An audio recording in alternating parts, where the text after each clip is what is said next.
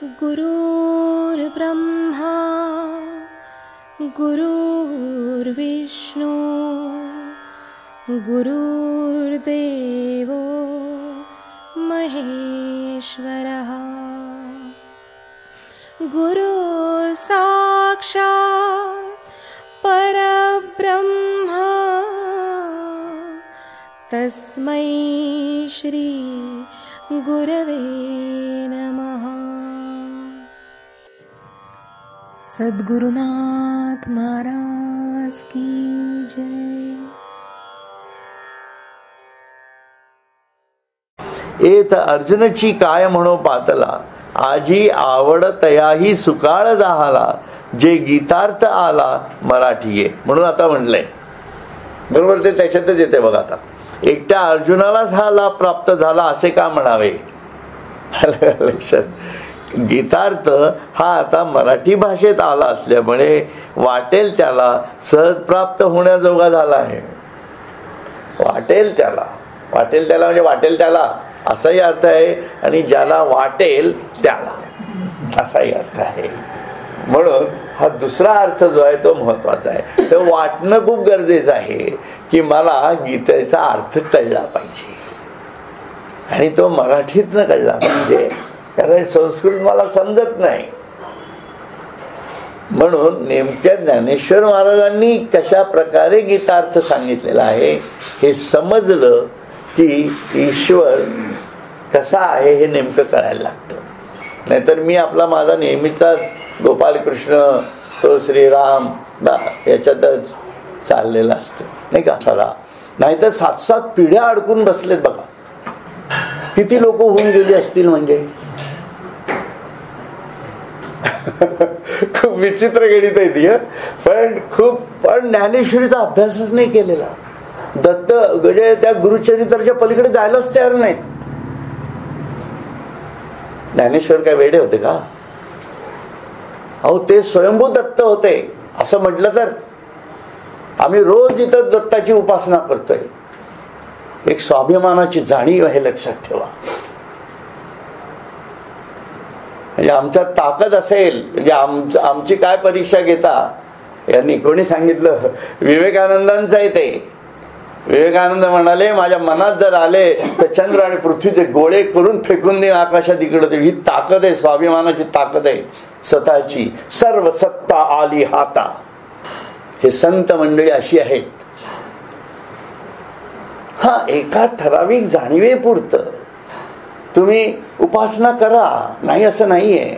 एक 5 वर्ष 8 वर्ष, पण त्या उपासनेमध्ये सतत अडकत राहायचं आणि त्याच्या पलीकडे काही नाहीच असा भ्रम तयार करून घ्यायचा, हा म्हणजे अत्यंत वेडगळपणा आहे, लक्षात ठेवा. आणि हे भागवत धर्माला मान्य नाही. इव्हन गुरुदेव प्रसन्न जरी झाले तुमच्यावरती तरी ते हेच सांगतील, त्या ज्ञानेश्वरांकडे जा. रामदेवाला काय सांगितलं विठ्ठलाने हे कळतच नाहीये आपल्याला. विषयाला म्हणून बोललो, म्हणजे कोणाच्या भावना दुखायच्या नाहीत मला, परंतु ही परिस्थिती अशी आहे. असंच घडतंय की नाही. आणि त्याचं मग संत लोकांना वाईट वाटतं की अरे असं का घडतं. इथे केवढं प्रचंड गणित आहे. गुरुदेव दत्त हे असे काय फक्त असे दिसणार आहेत का. आणि ते कशासाठी आहेत. त्यांना गुरु म्हणतोय आपण, आणि गुरु साक्षात परब्रह्म म्हणतोय. म्हणजे परब्रह्मच माहिती नाही काय आहे, त्याचं स्वरूपच माहित नाही. आणि वरती आपण लिहितोय दिगंबरा दिगंबरा श्रीपाद वल्लभ दिगंबर. मग दिगंबर अवस्था म्हणजे काय माहित नाही. श्रीपाद श्रीवल्लभ कोण हे माहिती नाही. त्यांनी केलं काय, त्यांनी सांगितलं काय हेच माहिती नाही. फक्त मोठे होते, फक्त मोठे होते. अरे मोठे होते काय, मोठे होते ते हे तर कळलं पाहिजे ना. ही अशी गणित आहे. म्हणून हे समजून घ्या. म्हणजे कोणाला विरोध करू नका, पण आपल्या मनामध्ये समजून घ्या. कारण तुम्ही ज्ञानेश्वरीला येताय म्हणून मी इथे हक्काने तुम्हाला सांगतोय की आउट ऑफ द बॉक्स आपल्याला जाता यायला पाहिजे. बरोबर आहे की नाही. कारण कबीरांनी काही दत्ताची उपासना केली नाही, गुरु नानकांनी काही दत्ताची उपासना केली नाही, तुकारामांनी केली नाही, ज्ञानेश्वरांनी केली नाही, स्वामी स्वरूपानंदांनी केली असेल थोडीफार त्यांच्या पूर्वजांनी, त्या चरित्रात वाचलंय मी, नाही असं नाही, परंतु नामदेवांनी केली नाही. एकनाथांचे दत्त उपासक होते, पण म्हणून एकनाथांनी दत्ताची उपासना कशी केली हे समजून घ्या, आणि पांडुरंगच का त्यांच्या तिथं आले हे कळेल ज्या वेळेला, त्यावेळेला दत्ताचं स्वरूप कळेल, लक्षात ठेवा, असं मी म्हणेन पाहिजे असेल तर. कारण ते गुरुचं स्वरूप फार वेगळं, लक्षात घ्या, ही भूमिका आहे त्यातली. असो, तो विषय नको वाढवायला. म्हणून एकट्या अर्जुनालाच हा लाभ प्राप्त झाला असे का म्हणावे. गीतार्थ हा आता मराठी भाषेत आला असल्यामुळे वाटेल त्याला सहज प्राप्त होण्यासारखा झाला. म्हणून ज्याला वाटेल त्याने हा सहज प्राप्त करून घ्यावा, सोडू नये, अभ्यास करावा, सत्संगाला जावं, आणि ज्यांना अशा प्रकारची आवड असेल त्यांना त्या सत्संगात इन्व्हॉल्व करा. म्हणजे इथं गर्दी वाढवायची हा विषय नाहीये, त्यांना जवळ कुठं असेल तिथं पण कुठं ना कुठलं तरी जाणीवेमधनं ज्ञानेश्वरीचा अभ्यास हा व्हायला पाहिजे. कारण ते खूप सार आहे आणि ते इतकं सहज हाताशी आहे ना आपल्या, मग ते टाळून दुसरं कुठलं तरी काहीतरी करत बसण्यापेक्षा ज्ञानेश्वरीचा अभ्यास, ज्यांच्याकडे नित्यपाठ नसेल, ज्ञानेश्वरी सत्संगाला जे येतात त्यांनी आज माझ्याकडनं नित्यपाठ घेऊन जा. लक्षात आलं. रोज नित्यपाठ वाचा, तेवढा जरी वाचला ना तरी सुद्धा सर्व कल्याण आयुष्याचं प्राप्त होईल शेवटपर्यंत. पण नियम ठेवायचा की रोज नित्यपाठ हा वाचल्या गेलाच पाहिजे. म्हणजे हळूहळू अर्थ कळायला लागतोय. लक्षात आलं. हे फार महत्वाचं आहे म्हणून सांगितलं. म्हणूनच याची लागी माझे विनविले ऐकी जे, तरी अवधान दिजे सज्जनी तुम्ही. म्हणूनच तुम्ही संत जनांनी एकाग्र चित्त द्यावे व माझी विनंती ऐकावी. असं ज्ञानेश्वर महाराज सांगतायत लोकांना. लक्षात. तेवीची तुम्हा संतांची सभे, ऐसी सलगी कीर करू न लभे, परी मानावे जी तुम्ही लोभे आपल्या मज. त्याचप्रमाणे नाही, तेवीची तुम्हा संतांची या सभे, बरोबर. त्याचप्रमाणे तुमच्यासारख्या संत समाजांमध्ये मी असा धीटपणा करणे खरोखर बरे नाही. म्हणजे तुम्ही ज्ञानी आहात, बरोबर की नाही, असं ज्ञानेश्वर महाराज म्हणतायत. त्याच्यामुळे मी हा धीटपणा करणे बरे नाही. पण तुम्ही आईबापांनी, काहीतरी वेगळंच झालं का, मी कुठलं वाचतोय मलाच कळेना. 16 वाजतोय ना. आई बापांनी माझ्यासारख्या लेकराच्या विनंतीला पुत्र लोभाने मान द्यावा. म्हणून तुम्ही सर्वांनी जणू काही माझे आई वडील आहात, या भूमिकेतनं माझं जे काही बोलणं चाललेलं आहे इथं त्याला मान द्या, असं ज्ञानेश्वर महाराज म्हणतायत सर्व सभेला उद्देशून. बरं का. अहो पुसा आपणची पडविजे, मग पढे तरी माथा तुकीजे, का करविलेनी चोजे नरिजे बाळका माय. म्हणजे जसं आपण पोपट असतो की नाही, तो पोपटाला शिकवल्या जातं आणि त्याला शिकवल्यानंतर परत तो जेव्हा बोलायला लागतो तेव्हा त्याचं कौतुक बघितलं जातं. जसं आपण आपल्या लहान मुलांनाही शिकवतो, एखादी कविता शिकवली आणि मग म्हणतो अरे म्हणून दाखव बरं, किंवा परत त्याचे कौतुकच होतं. तसं तुम्ही माझं कौतुक करा असं म्हणताय ज्ञानेश्वर महाराज. वेगळी भूमिका आहे जरा. तसं आनंदाने मान डोलवावी किंवा लेकराकडून एखादी कौतुकाची गोष्ट करून ती पाहून आई आपणच आनंदित होत नाही काय, तसं ती भूमिका त्यांनी केली आहे. तेवी मी जे जे बोले ते प्रभू तुमचेची शिकविले, म्हणून अवधारी जो आपुले आपण देवा. म्हणून जे बोलतो ते महाराज तुम्ही शिकवलेलेच बोलतो. म्हणून म्हणजे त्यांच्या सद्गुरूंना उद्देशून म्हणतायत ते, तुम्ही शिकवलेलेच बोलतो म्हणून देवा तुम्ही शिकवलेलेच तुम्ही ऐका. म्हणून तुम्ही जे मला सांगितलं आहे तेच मी तुम्हाला परत सांगतो आहे, असं ज्ञानेश्वर महाराजांची भूमिका आहे. हे सारस्वताचे गोड तुम्ही जी लाविले जी झाड, तरी आता अवधानामृते वाढ शिंपोनी कीजी. हे ललित वाङ्मयाचे मधुर झाड तुम्हीच लावले आहे. पहिल्या अध्यायापासून तुम्हीच सांगितलं ज्ञानेश्वरी सांग, म्हणून मी ते सांगतो आहे, बरोबर. तेव्हा आता त्यावर अवधान रूपी अमृताचे सिंचन करून, म्हणून एकले अवधान दीजे, तसं या श्रवणाला एक रूप होऊन तुम्ही त्याचं सिंचन करून त्याचे पोषण करावे. म्हणून अत्यंत अवधान प्रक्रियेतनं तुम्ही हे संपूर्ण 11 अध्याय किंबहुना सर्व ज्ञानेश्वरी आपण ऐकत आलेलो आहोत, तशीच पुढे ऐकत राहा असं त्यांना म्हणायचे. या बोला संतरी जले म्हणती तोषलोगा भले केले, आता सांगे जे बोलिले अर्जुन तेथे. म्हणून श्री ज्ञानेश्वर माऊलीच्या या बोलण्याने संतांना फार समाधान झालं ना. तुम्हाला सर्वांना समाधान? ते म्हणाले, बाबा फार चांगले बोललास, आम्हाला संतोष झाला, आता पुढे अर्जुन काय म्हणणार ते सांगा, असं ते म्हणतात ज्ञानेश्वर महाराजांना निवृत्तीदास. तर निवृत्तीदास म्हणे, जी कृष्णार्जुनाचे बोलणे मी प्राकृत काय सांगो जाणे, परी सांगावा तुम्ही. तेव्हा निवृत्तीनाथांचे दास श्री ज्ञानेश्वर महाराज म्हणतात, अहो महाराज, श्रीकृष्णार्जुनाचे पुढे काय बोलणे झाले हे मज अज्ञानी लेकरास काय सांगता येईल. म्हणून निवृत्तीनाथ म्हणतात, पुढचं सांग. तेव्हा ते परत आपल्या गुरूंना म्हणतायत की माझ्यासारखा अज्ञानी माणूस तुम्हाला या बाबतीत काय सांगणार या विषयामध्ये गीतेच्या, बरं का. कृष्णार्जुनांचं जे बोलणं झालं ते मी तुम्हाला काय सांगणार, बरं का. खूप छान आहे. मग हे रसभाव फुली फुलेल, नानार्थ फळभारे फळा येईल, तुमचेनी धर्मे होईल सुरवाड जगा. नाही ते कुठे गेलं, हा ते आपलं झालेलं आहे ते, नाही का. हा राणीची या पालेखा इरा, नेवाणे करविले लंकेश्वरा, एकला अर्जुन परी औक्षहिणी अकरा, न जिणेची काई.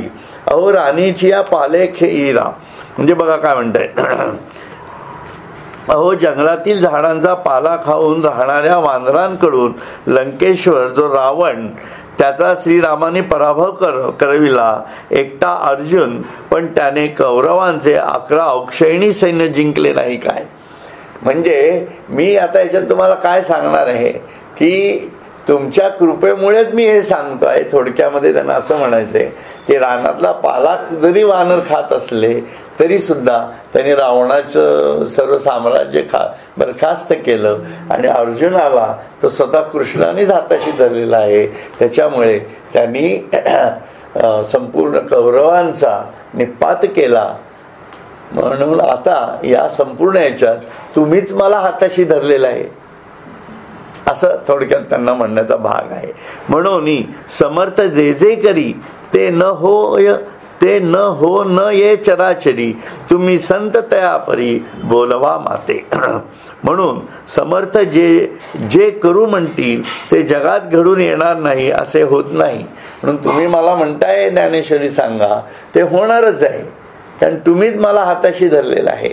म्हणून समर्थ मंडळी, संत मंडळी, समर्थ म्हणजे संत मंडळी, जे जे म्हणतात ते चराचरामध्ये घडूनच येतं, या भूमिकेतनं ते म्हणतात. त्याप्रमाणे आपण संत जनांनीही माझ्याकडून बोलवावे. हे जरा फास्ट घेतो कारण याच्यात काय फक्त ते थोडे डायलॉग्स आहेत मधले, एवढंच. आता बोलीज तसे ऐका, हा गीता भाव निका, जो श्री वैकुंठ नायका मुखवनी निघाला. म्हणून श्री वैकुंठीचा स्वामी जो भगवान श्रीकृष्ण, त्याच्या मुखातून जो उत्तम गीतोपदेश निघाला तो मी आता सांगतो ऐका, बरं का. असं ते ज्ञानेश्वर महाराज हे करतात. तरी अजून सांगायला बराच वेळ आहे, काळजी करू नका. कारण ज्ञानेश्वरांची बोलणं सुरू झालं की त्याने आता परत गुरु मध्ये आले की त्यांचं ते काही खरं नसतं. मग ते अजूनच विविध उपमांना बहार येतो त्यांच्या. बाप बाप ग्रंथ गीता, आता गीतेची स्तुती करतात बरं का. बाप बाप ग्रंथ गीता, जो वेदी प्रतिपाद्य देवता, तो श्रीकृष्ण वक्ता जिये ग्रंथी.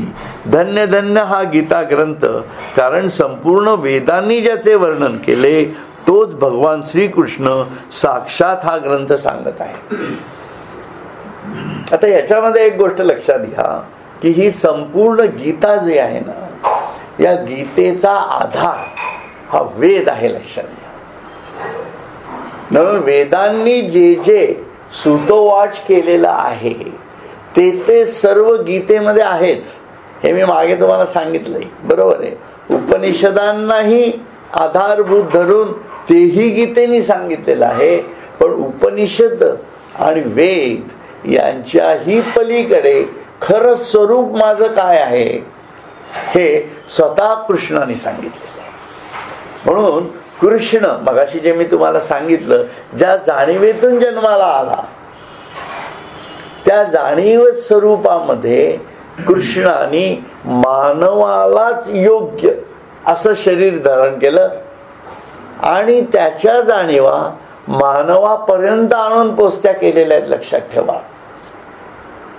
म्हणजे परब्रह्म हे प्राप्त करणं हे मानव जन्मामधल्या असणाऱ्या अत्यंत उच्चतम अशा अवस्थेचं प्रतीक आहे. लक्षात घ्या.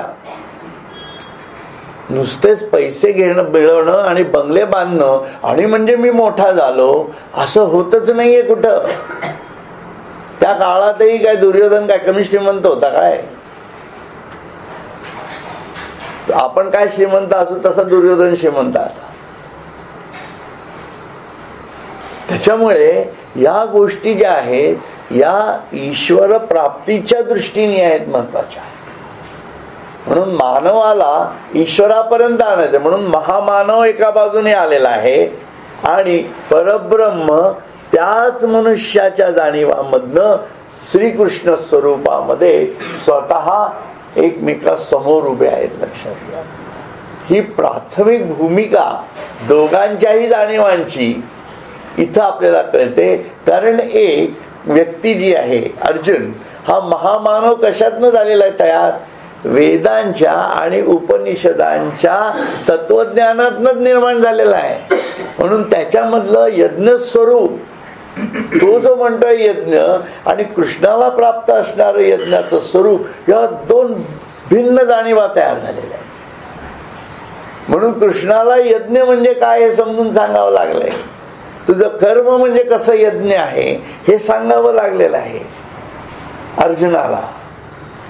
म्हणजे तुला तुझं जीवन, जी धन्यता म्हणतो आहेस, ते मानवी जीवनाच्या पलीकडे जाऊन तुला कुठंतरी आत्मज्ञानातनं दिव्य जीवन उपभोगता यायला पाहिजे, दिव्य कर्म तुला करता यायला पाहिजे आणि त्याच्यातनच तुला दिव्य आनंद मिळणार आहे जो मी उपभोगतो आहे. आजच्या याच्यात मी ते लिहिले बघा. आजचं जे चिंतन आहे त्याचा जो सार अर्थ आहे तो हा आहे. कारण हे का सांगितलं, माझ्यासमोर हा प्रश्न निर्माण होतो ना की हे का सांगितलंय असं.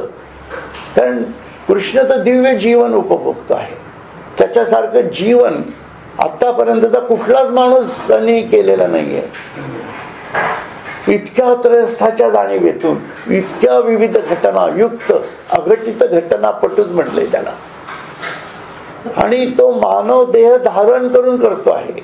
आणि इकडं महामानव या स्वरूपात अर्जुन आहे, तो गाळाटलेला आहे. बघा, दोन केवढे कॉन्ट्राडिक्टरी गोष्टी आहेत. म्हणून महामानव होणं ही संकल्पना म्हणजेच परब्रह्ममय होणं. लक्षात ठेवा. ती चिन्मय अवस्था सातत्याने जगणं. दोन भूमिका तुमच्या लक्षात आल्या असतील, तुम्ही काय म्हणतो ते लक्षात येईल. हे अत्यंत सुंदर आहे बघा.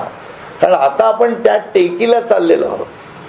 अजून विश्वरूप दर्शन दाखवलेलं नाहीये कृष्णाने किंवा ज्ञानेश्वरांनी उघड केलेलं नाहीये त्यांच्या डोळ्यासमोरच, परंतु ते एक एक कसे they are tending towards it.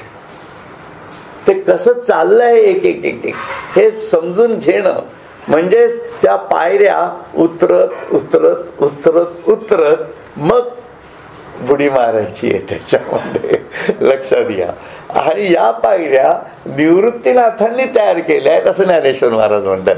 आता तुम्हाला त्या उपमा कशा आहेत ते लक्षात येईल. मी काय म्हणतोय ते खूप सुंदर आहे त्या गोष्टी.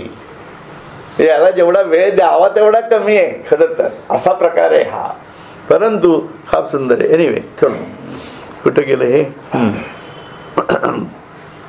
धन्य धन्य हा गीता ग्रंथ, कारण संपूर्ण वेदांनी ज्याचे वर्णन केले तोच भगवान श्रीकृष्ण साक्षात हा ग्रंथ सांगत आहे. कारण काळाच्या ओघामध्ये खूप बदल झालेले आहेत. वेदांच्या काळामधला तत्वज्ञानाची जाणीव ही वेगळी होती, उपनिषद काळांमधली वेगळी होती, आणि आता भगवद्गीतेच्या त्या काळाशी अनुरोधानी आणि पुढचा संपूर्ण काळ दृष्टिकोनात ठेवून, हे पण महत्वाचं आहे. कारण द्वापार युगानंतर कलियुग आहे, आणि कलियुगात काय काय घडू शकतंय हा सर्व अंदाज, अगदी म्हणजे मोदींपासून ते राहुल गांधी पर्यंतचे सर्व अंदाज कृष्णाला होते, लक्षात ठेवा. त्यामुळे अजूनही गीता जशीच्या तशी प्रत्येकाला लागू होते बघा तू. त्यामुळे हा अभ्यास खूप सुंदर आहे. एनिवे, तेथीचे गौरव कैसे वानावे, जे श्री शंभूची मती नागवे, ते आता नमस्कारी जे जीवे भावे हे चिबले. ज्या गीता ग्रंथाची थोरवी साक्षात शंकरालाही कळली नाही, असं म्हणलं डेंजर वाक्य बघा. त्याची ती थोरवी मी कशी वर्णन करणार. कारण अगोदरच त्यांनी म्हटलेलं आहे की या मार्गावरचा जो काय तरी शब्द वापरला बरं, पांथस्थ जो आहे तो भगवान स्वतः शंकर आहे. लक्षात आलं का. स्वतः शंकर या शिव याचा पांथस्थ आहे, म्हणून शंकर. आणि त्यांनी जे म्हणून शंकर शब्द वापरलेला आहे, महादेव शंकर, ही जाणीव जी आहे ही वेगळ्या साधक स्वरूपातली घ्या पाहिजे असेल तर. आणि शिवस्वरूप जे आहे ते स्वतः ईश्वराचं आहे. म्हणजे तुम्हाला त्या शिवाचं जाणीव शंकराच्या स्वरूपात कशी येते, लयाच्या स्वरूपात कशी येते, तमाच्या स्वरूपात कशी येते हे समजेल. म्हणून त्याचं जे चक्र आहे ते चक्र आपण जे म्हणतो ते तुमचं विशुद्ध ना, विशुद्ध चक्र. अनाहताचं हे रुद्राची जाणीव म्हटले. असे ते स्वरूपाच्या जाणीव आपल्यात कशा आहेत ते कळतं. एनिवे, साक्षात शंकरालाही कळली नाही, त्याची ती थोरवी मी कशी वर्णन करणार. म्हणून गुरुगीतेमध्ये सुद्धा शिवपार्वती संवादामध्ये गुरुस्थानावरती ते आहेत, सद्गुरु स्थानावरती आहेत. नाथ संप्रदायातले उच्च सर्वात पहिले अधिकारी सद्गुरु जर असतील तर ते स्वतः शिवशंकर आहेत. आणि त्यांनी जी गीता सांगितली ती गुरुगीता, ज्याच्यामध्ये गुरुचं स्वरूप म्हणजे हे सर्व आता जो विषय झाला दत्त स्वरूपाचा, तो सर्व गुरुचं स्वरूप त्या गुरुगीतेत दिलेला आहे, लक्षात ठेवा. म्हणून ही सर्व अशा प्रकारच्या तत्वज्ञानाचे बेस आहे त्या गुरुच्या जाणीवेत. एनिवे, तेव्हा मग ऐका तो किरीटी घालुनी विश्वरूपी दिठी, पहिली कैसी गोठी करिता झाला. तेव्हा मनोभावाने तिला नमस्कार करावा हेच उत्तम. मग विश्वरूप घालुनी विश्वरूपी दिठी, मग विश्वरूप दर्शनाच्या ठिकाणी लक्ष ठेवून त्या अर्जुनाने भगवंताशी बोलण्याला कशी सुरुवात केली ते ऐका. बर का, असं म्हणता येते. हे सर्वही सर्वेश्वर ऐसा प्रतीतिगत जो पतिकर, तो बाहेरी होआवा गोचर लोचनासी. हे सर्व चराचर जग भगवानच नटला आहे असा बुद्धीत अनुभवाचा जो आविष्कार झाला तो बाहेर डोळ्यांना प्रत्यक्ष दिसावा. म्हणजे बुद्धींनी कळले त्याला की सर्वम खलु इदम ब्रह्म, म्हणून विभूतीपर्यंत आला, पण आता तो प्रत्यक्ष डोळ्यांनी बघावा अशा त्याच्या डोक्यातल्या ज्या कल्पना आलाय त्याला धरून ते अर्जुन कसा बोलतो ते ऐका. हे जीवा आतुनी चाड आंतुली चाड परी देवासी सांगता साकड का जे विश्वरूप गूढ कैसेनी पुसावे. अशी त्याच्या अंतःकरणात इच्छा उत्पन्न झाली. पण ही इच्छा देवाला सांगणे त्याला जरा कठीण वाटले. कारण जे विश्वरूप भगवान अत्यंत गुप्त ठेवतात, कोणाला दाखवित नाहीत, ते दाखवा म्हणून आपण कसे म्हणावे असा प्रश्न अर्जुनाला पडला. विभूतीपर्यंत त्यांनी सांगितलं मला तुम्ही सांगा वगैरे वगैरे, पण जे सर्वात गूढ आहे, जे विश्वरूप दर्शन ही ईश्वराची सर्वात गूढ अशी ओंकार स्वरूपातली प्राथमिक अवस्था आहे. लक्षात ठेवा, विश्वरूप दर्शन म्हणजे काय हे अत्यंत गूढ, कोणालाच होत नाही. म्हणून ते कसं मागायचं, आणि माझी तर तयारी अजून काहीच नाहीये. मी तर इथं गळाटलेला आहे, मारू कसं लोकांना असं म्हणतोय. आलं का लक्षात.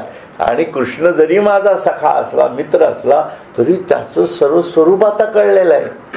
तो सर्व व्यापून आहे, सर्वत्र तो आहे, आणि तरी माझ्या समोर उभा आहे.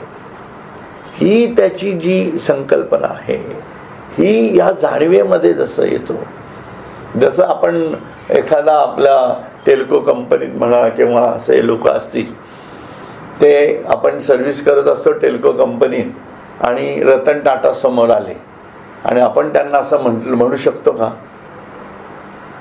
किंवा इव्हन त्यांचे डायरेक्टर लोक तरी रतन टाटाला असे म्हणू शकतात का की तुमचं खरं घर, तुमची सर्व संपत्ती आम्हाला दाखवा म्हणून? किती जवळचे असले तरी अवघड आहे ना हा प्रश्न विचारणं. आता कळेल तुम्हाला त्या अर्जुनाला का अवघड वाटतंय ते. म्हणून गुरुला सुद्धा हा प्रश्न विचारणं शिष्याला का अवघड जातं. जरी तुम्ही अनुग्रह घेतला असला तरी तुमचं आत्मरूप मला दाखवा म्हणून विचारता का तुम्ही तुमच्या गुरूंना? कधी ताकदच नाही. काय का रामदास स्वामींच्या समोर जाऊन म्हणा, काय रामदास स्वामी सगळं झालं मला ते श्लोक, पण तुमचं खरं हृदय आम्हाला दाखवा. ते म्हणतील कड्यावरून उडी मार, दाखवतो. काय आहे ना, एक अवघड प्रश्न आहे हा. म्हणून मी ते अवघडता लक्षात यावी म्हणून तुम्हाला हे उदाहरण दिले. लक्षात आलं. म्हणजे अर्जुनाला काय पंचायत झाली असेल बघा. म्हणून म्हणे मागा कवणी काही जे पडियतेने पुसले नाही, ते सहसा कैसे काही सांगा म्हणो. म्हणून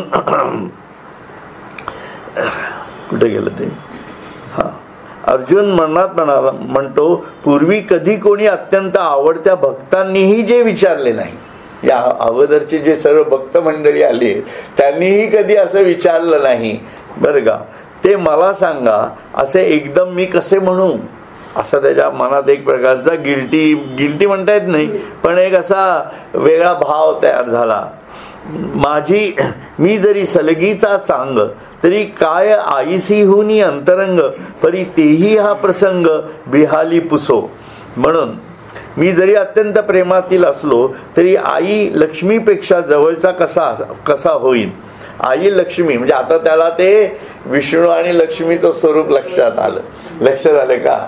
म्हणजे लक्ष्मी स्वतः हा प्रश्न विष्णूला नाही विचारू शकत कधी, तो प्रश्न मी तुम्हाला कसा विसरू. पण तीही विश्वरूप दर्शनाची गोष्ट काढण्यात झाली. तिने सुद्धा कधी विष्णूला त्याचं विश्वरूप दर्शन दाखवा असं म्हटलं नाही, तर मी कसं म्हणू असं म्हणते बरं का. खूप छान आहे. माझी आवडे तैसी सेवा झाली, तरी काय होईल गरुडाची येतुली, परी तोही हे बोली करीशी ना. मी लक्षात आलं तुमच्या. म्हणजे मी वाटेल तशी भगवंताची सेवा केली असली तरी ती गरुडाच्या सेवेची बरोबरी करेल काय? हे हनुमंताच्या सेवेची आपण बरोबरी करू शकाल का? आपण रामाला असं म्हणू शकतो का की तुझं विश्वरूप दर्शन? अरे हनुमंतांनी सुद्धा मागितलं नाही कधी, स्वतःची छाती फोडून दाखवली की तुम्ही माझ्या हृदयात आहात, पण रामाला असं म्हणालं नाही तुम्ही संपूर्ण ब्रह्मांडात आहे दाखवा म्हणून. विचार करण्यासारख्या गोष्टी आहेत या, बरोबर आहे ना. म्हणून हे का मागणं अवघड जातं त्याची कारण त्यांनी दिली तिथं. मी काय सनकादिकाहुनी जवळा, परी तयाही नागवेची हा चाळा, मी आवडेन काय प्रेमाळा, गोकुळींची या ऐसा. मी काय सनकादिकांपेक्षाही जवळचा निकटवर्ती आहे काय? म्हणजे मी जवळ आहे कृष्णाच्या, पण इतका जवळ आहे काय, पण त्यांनाही इच्छा धरता आली नाही. प्रेमळ गोकुळवासी जनांसारखा मी भगवंताला आवडतो काय, असंही तो म्हणतोय बरं का. त्या तेही लेकुरपणे झकविले, एकाचे गर्भवासही साहिले, परी विश्वरूप हे राहाविले, न दावीच कवना. पण त्यांनाही, हे गोकुळातल्या लोकांनाही त्यांनी बाळपणाने आपले सामर्थ्य झाकून टाकून फसविले. आपलं सामर्थ्य दाखवलं त्यांनी, गोकुळामध्ये दाखवलं ना सर्व, परंतु त्यांना झाकून टाकलं, त्यांना फसवलं एक प्रकारे म्हणतोय. व आपल्या अंबरीश भक्तांचे गर्भवासही त्यांनी सोसले काही लोकांचे, पण आपले विश्वरूप गुप्तच ठेवले, कोणासच दाखवले नाही, त्यांनी कधीच दाखवलं नाही. तर हे इतकं महत्वाचं विश्वरूप दर्शन आहे, त्या अर्जुनाला कसं दाखवा हे विचारायचा खूप संकोच वाटतो आहे. तर तो पुढे कसा हा विषय नेतो ते पण बघण्यासारखे आहे. आणि मग विश्वरूप दर्शन कशा प्रकारे होतं हे आपल्याला मला वाटतं सोमवारपासूनच्या याच्यात सुरू होऊन जाईल. म्हणजे अर्जुन उवाच सोमवारी येईल, कारण आता थोडंच राहिले तो उया. सोमवारपासून आपण हा पुढचा भाग आणि अजून त्या स्वरूपामध्ये शिरायचा प्रयत्न करू. हरि ओम तत्सत. हरि ओम.